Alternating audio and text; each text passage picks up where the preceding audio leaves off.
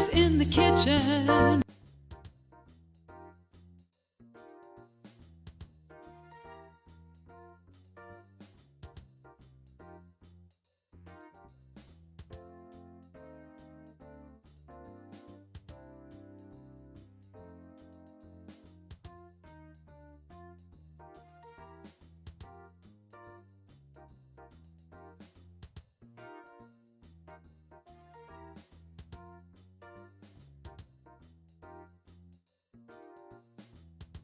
Hello and welcome to the November and December holiday shows for So Many Cooks in the Kitchen. We are a group of Physicians Committee Food for Life instructors. We teach healthy, whole food, plant-based, vegan nutrition and cooking. We've been in the kitchen sharing recipes with you for more than 3.5 years. We decided for November and December, many of us, you and us, are limited on time and you want to get some neat ideas for recipes. So rather than doing a full-blown show, we're actually recording. We're using some of our past recordings from past shows and reprising them. So this is recorded. I recorded this shortly before our first show. And all the other shows you're going to see have been excerpted from our past shows. So while we aren't going to be cooking live in November and December, the good news is we have more shows, short shows, 5 different shows in November and December. We'll be back live for our next show in January. But while we're not live, we are behind the scenes watching your questions come in. So please ask questions and we will respond on social media. Enjoy.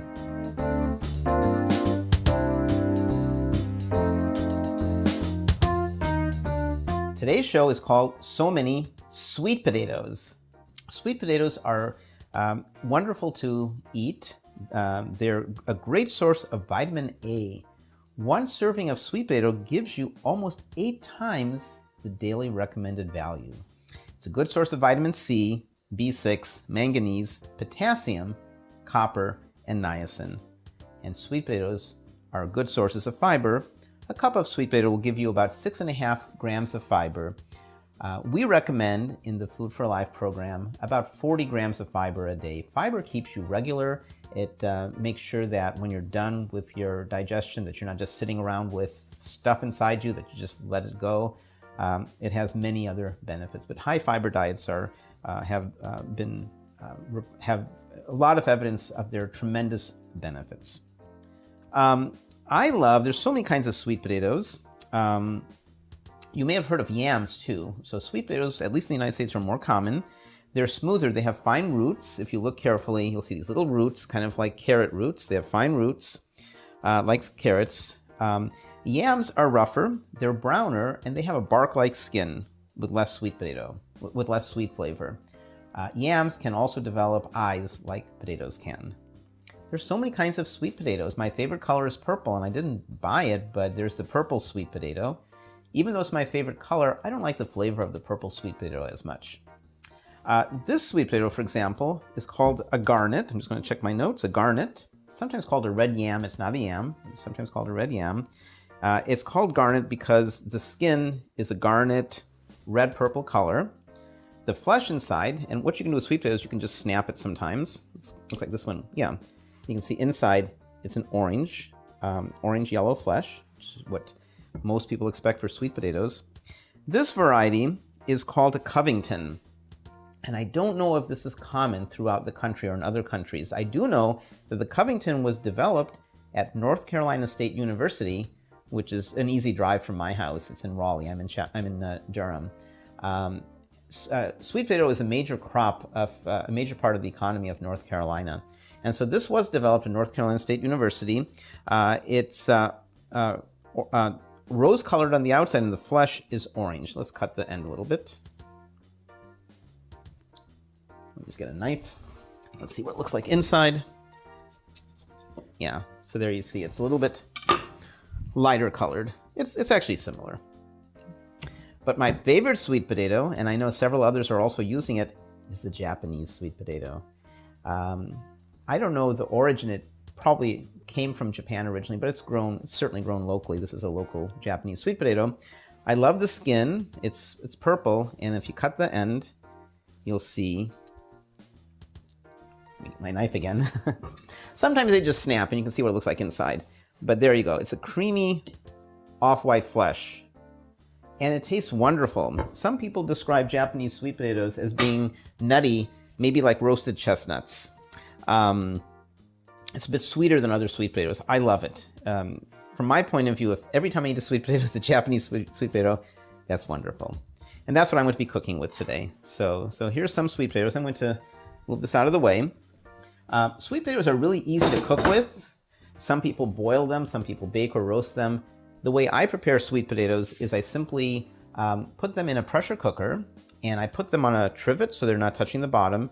I put maybe a 1/4 cup of water, and then depending on the size of the sweet potato, if it's a medium-sized sweet potato like this is cooked, then it will cook down in about 9, 10, 12 minutes. If it's a big sweet potato, maybe 15 to 20 minutes. So what I do is I rinse the sweet potato, I scrub it, I put it on a trivet, I close the pressure cooker, and it doesn't matter whether I'm cooking 1 or 3, 4, or 5. I cook for 9 to 20 minutes depending on the size of the sweet potato. Okay, so if you want more texture in the sweet potato, cook it for a little less time. If you don't mind really soft sweet potato, or in fact if you're making mashed sweet potato, cook it for a longer time. Okay, so today I have I think it's a simple dish. It's a pasta dish. I'm going to be using this really fun pasta that I discovered a couple years ago. It's made, I think, in New York City. It's called sfogliatini. Sfogliatini. You can use any pasta you want. I strongly recommend you use a whole grain pasta. This is a whole grain reganetti, and it only has 2 ingredients. It has organic hard red wheat flour and organic durum semolina, and it's a whole grain.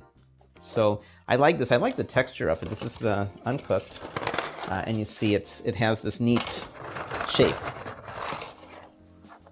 which I think is pretty fun. Now, when you have a shaped pasta like this allows for space, and when you add ingredients like sweet potatoes, then they will all mesh well together when you have some space like that instead of being squished together. So I'm going to be using this pasta. Other special ingredients is we want to get some good protein in there, so good beans. Any excuse for beans is wonderful, so I made some beans. To make these beans, you can do the stovetop. You can also cook sweet potatoes stovetop or in an oven. I have 1.5 cups of beans. All the quantities are on our recipe document, and that's published. Hopefully somebody will put that up on the screen. When I'm done cooking, I can do that as well. So we have 1.5 cups of beans, and I cooked this with 2 cloves of minced garlic. And then when the beans were done, I mixed in some frozen spinach. It was hot enough that the spinach cooked in that amount of heat. Some onion, and then a little bit of salt, lemon pepper, garlic powder, and a little bit of smoked paprika. So there's my beans with spinach. Let's take a look at the sweet potato. So here's the sweet potato.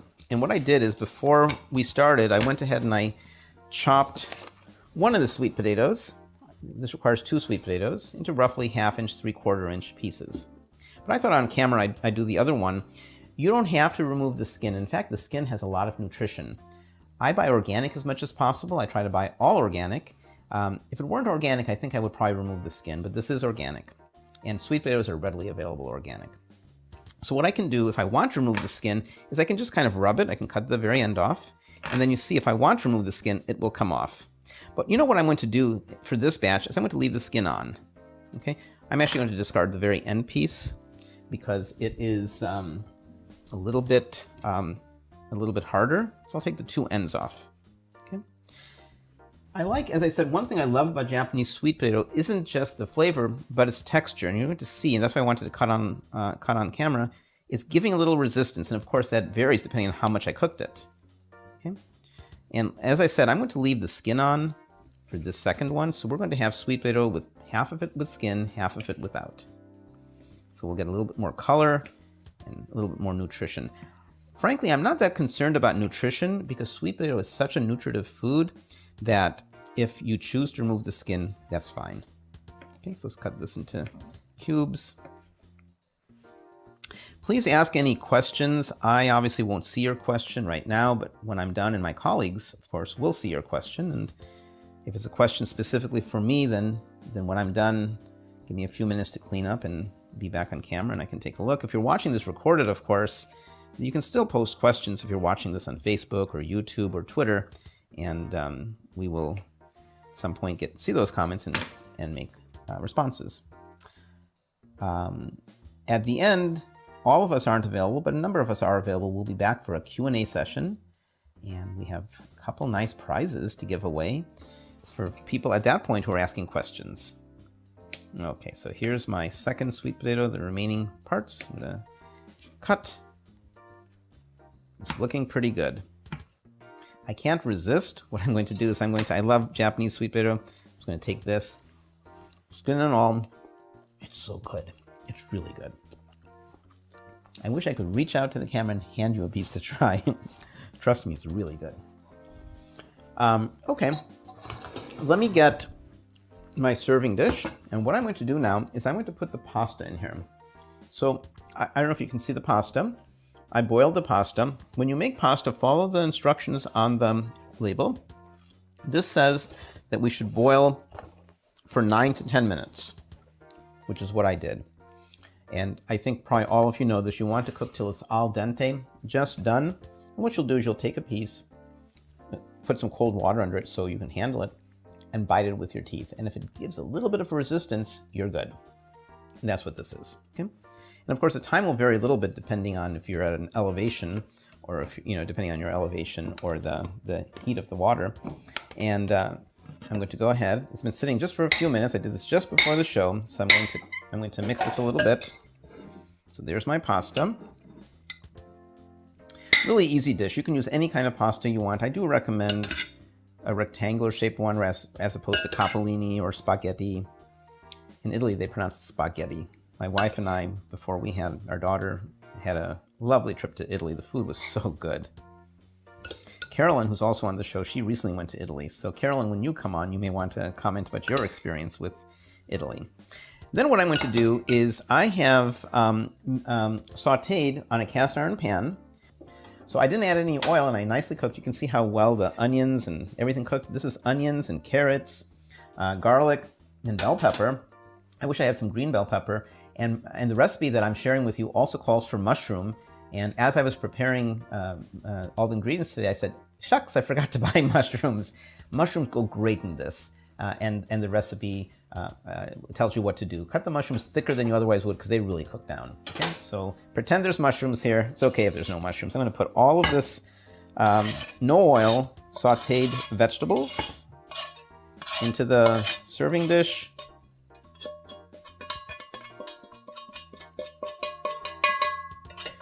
Okay, there we go. And then what I'm going to do is I'm going to add the sweet potato. Start mixing a little bit.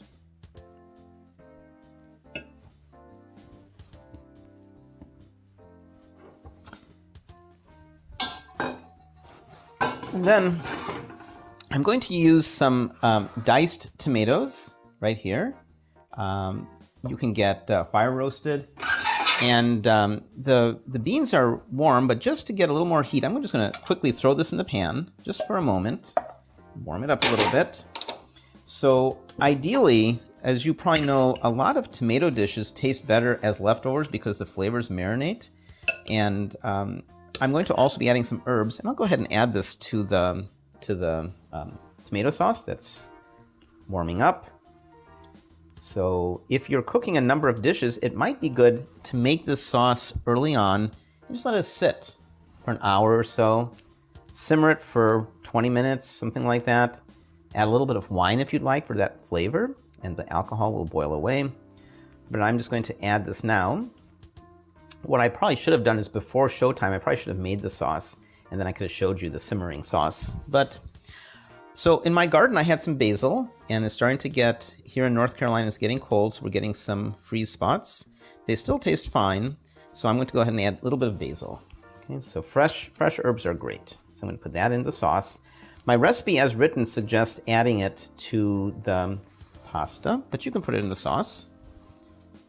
And I'm also, in the sauce, going to add a little bit of salt. This is about a half teaspoon of salt. You can add more or less to your preference. I have some nutritional yeast, so I'll go ahead and add the nutritional yeast also to the sauce. Okay, so there we go. Mix all that in. And again, I'm just warming it, but ideally you would do this early on and let it sit. I'm also going to add the black beans. You could add also cannellini beans or pinto beans, white beans. You could add other kinds of beans, but I used black beans. I cooked this in my pressure cooker. You can buy canned beans. That goes in as well. It's about 1.5 cups. Okay. And finally, I'm going to add the sauce. Sauce goes in. There's different ways of serving sauce with pasta. When I was very young, I had a grandmother from Sicily. She became my adopted grandmother because we lived at her home. And so she would mix the pasta in with the sauce. But then when I got older, I saw a lot of people would heat the sauce and put it on top of the pasta, which is what I tend to do. Okay. So we're basically done. This will serve 4. It'll be good for 4 dinners, 3 if you're very hungry. And one final optional step, and instead of the diced tomatoes, you could use a sauce if you would like.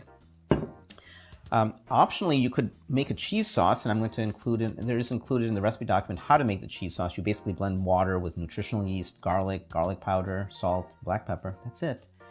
So I was shopping last week, and I thought I would show this on camera. There's more and more vegan sauces available. And so it's so easy to make your own, but I bought this to try it. This is a new brand. It's called the Creamy Jalapeno Dip. And we recommend that each dish that you serve for a meal should be ideally no more than about 3 grams of fat. So this is nut-based, but one serving, which in this case is 2 tablespoons, is 3.5 grams of fat. The rest of the dish won't have a lot of fat, so you could feel comfortable if you put as much as 2 tablespoons. I don't think you need 2 tablespoons, but you could, and you're still at 3.5 grams with this, and plus a little bit more for the rest of the ingredients. So this has water, cashew, jalapeno. It has vinegar, lemon juice, sea salt, nutritional yeast, tomato, onion, garlic, shiitake mushrooms, xanthan gum, which makes it thicker, paprika, and cayenne pepper. You probably can't see this on camera, but I'll go ahead and hold this up. So there are all these wonderful vegan sauces available. You don't have to make your own. It's so easy to make your own. One thing I wanted to mention is when you go to the store, if it says plant-based, that's a good thing. But plant-based doesn't mean vegan. It may be primarily plant-based, but this also says vegan, and I just read the ingredients to you. I think the pasta is done. What you could do is you could put some breadcrumbs, put a little bit of cheese sauce on top, and put it in the oven, 350 degrees, 375 for maybe 8 to 10 minutes, just to get everything nice and married together. But I'm going to serve it as is. No cheese sauce, no breadcrumbs. So mix it a little bit more. How does it look? You can tell just by looking at this, it's yummy and nutritious. One thing which would go really well, and pretend there's mushrooms in here, one thing that would go really well here would be some artichokes. Okay. So there's our pasta dish. Wow. I served this for my family a few days ago, and they really liked it. And it's good again. The sweet potato adds such a nice contrasting flavor. It's just delicious.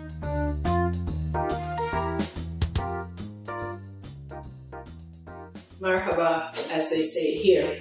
Our topic today is sweet potatoes. You've already heard several recipes, different ones as well, and I have one picked from Otto Lenghi's amazing book called Flavor. He is not a whole food plant-based cook, but in the book Flavor you will find amazing vegetable dishes which you can adapt yourself if you wish. And I've done that for the sweet potato dish that he has, which is called sweet potatoes in tomato, lime, and cardamom sauce. All the ingredients are here. There's not a whole heck of a lot.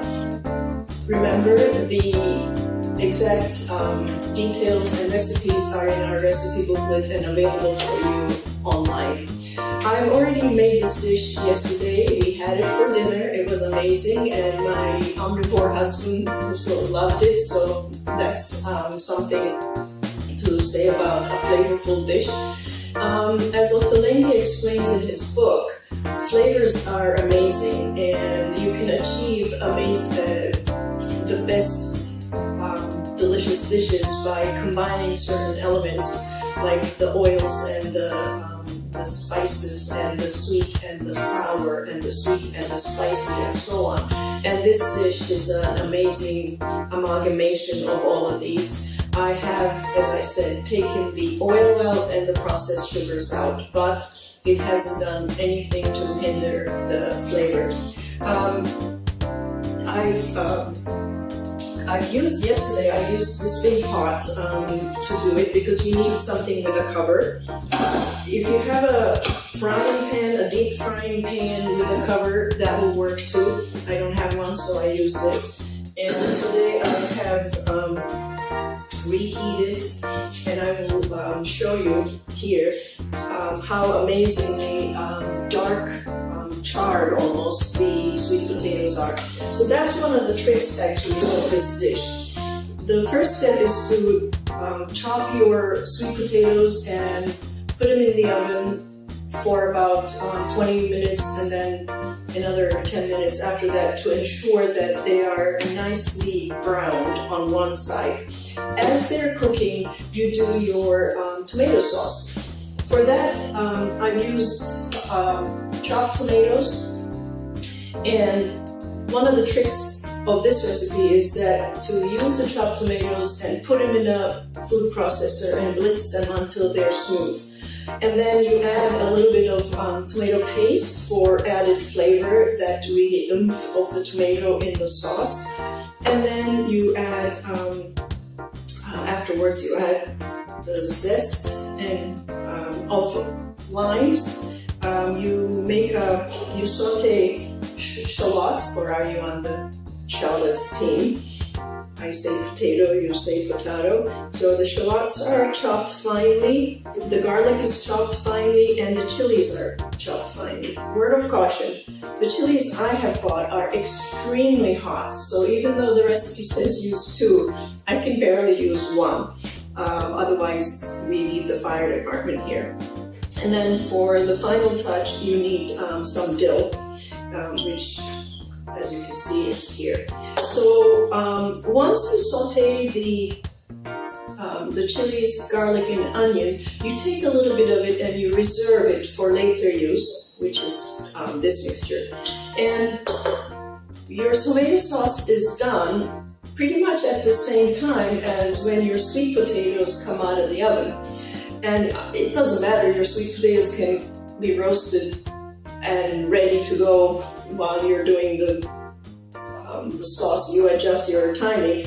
But you have your sauce in the big pan and your potatoes have roasted, so you put the two together and you cover and you simmer for another 10 minutes. So all the flavors, the sweetness of the caramelized sweet potatoes and the tangy, spicy, sweet tomato sauce, they all blend together and it's amazing. So once everything is cooked, you serve you sprinkle this on the entire dish, but here I'm going to show you how it looks for just one serving. So you dish out your amazing sweet potatoes with the delicious sauce. And this sauce, by the way, is wonderful on its own as well. You can use it for other things. I've said that in the recipe book.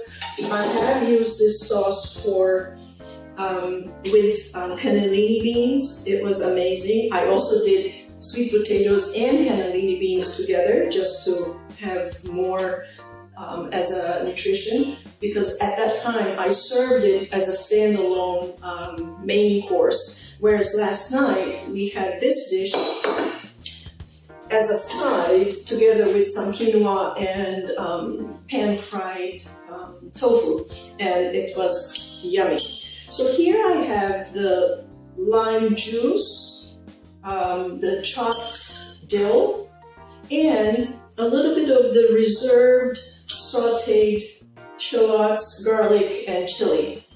All of them mixed give this a tangy and spicy, amazing flavor. So you sprinkle it with dollops of that onto your dish, and you're ready. But as an extra, I have made cashew sour cream, and the recipe is in the booklet too. And I put a dollop of cashew sour cream to serve with my amazing sweet potato dish.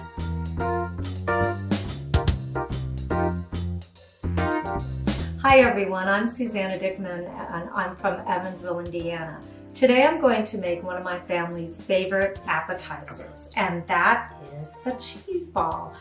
You can see the final product here. I like putting a little smoked paprika and pumpkin seeds on it. And we like to serve it with carrots, celery, we've got some crackers and some kohlrabi that we had left over from our farm share. So let's get to making this delicious cheese ball appetizer that you and your family can enjoy. What I love about this recipe is that I only really use one appliance, my food processor and then a bowl. So the first thing we're going to do, we want to use a extra firm tofu.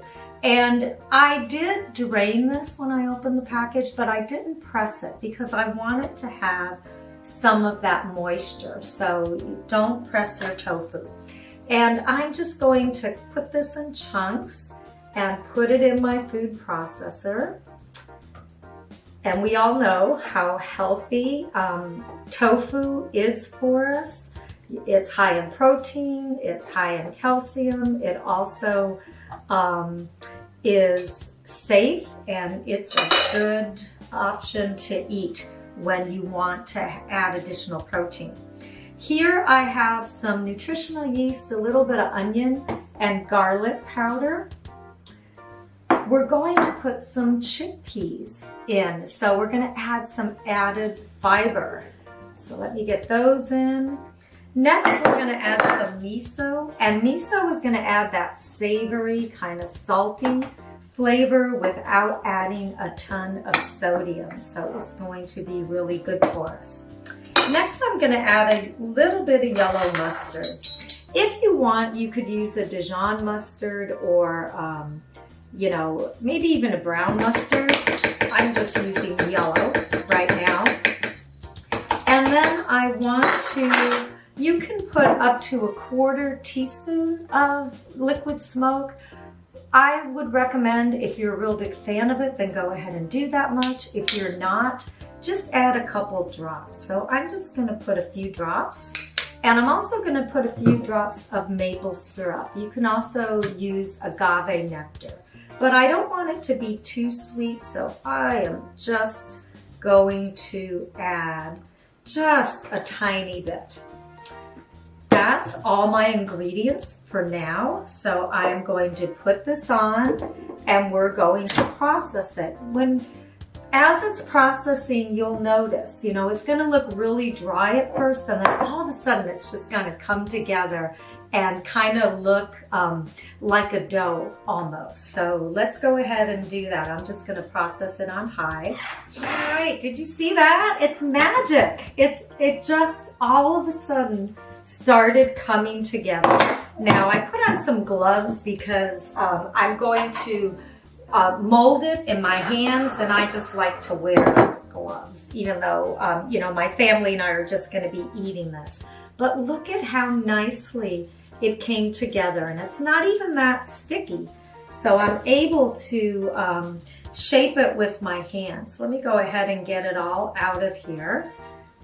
But that's basically it. At this point, you'd want to put this in the fridge for a couple of hours, just so the flavors come together and really get to, you know, just to add the depth of flavor. But because, you know, I don't want to do that right now because you're watching, I'm going to just shape it into a ball. And then, like I said, I like to add smoked paprika. So I find the easiest way to do that is just to add a little smoked paprika to my bowl and just start rolling it around in there, because then I can keep the shape and also make sure that it's all covered. And I see, you know, I always have a couple spots where I might have missed. So I'm just gonna go ahead and do that. You could use, I've added fresh parsley to this now on the outside. You know, if you wanted to go, just, you know, find out what spices you like best and do it.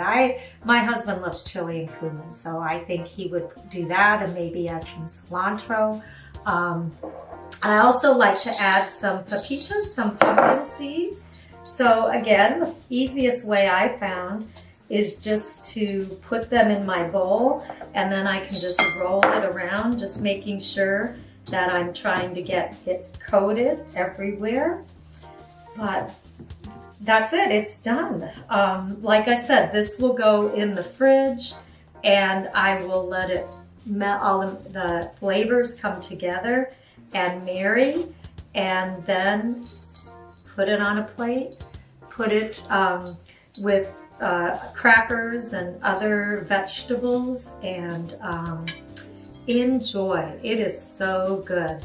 One thing I gotta tell you, I haven't even, my husband has used this as a sandwich bread when, you know, we've had leftover. So there you go. It's just so, I think it's so pretty. It will spruce up your table, and your guests will think that you spent hours working on it, and it takes just no amount of time at all. So many cooks in the kitchen, so many recipes to share. So many cooks in the kitchen with meals for you to prepare. We've got fruits and grains, veggies and beans, more healthy food than you've ever seen. So many cooks in the kitchen, plant-based meals to prepare.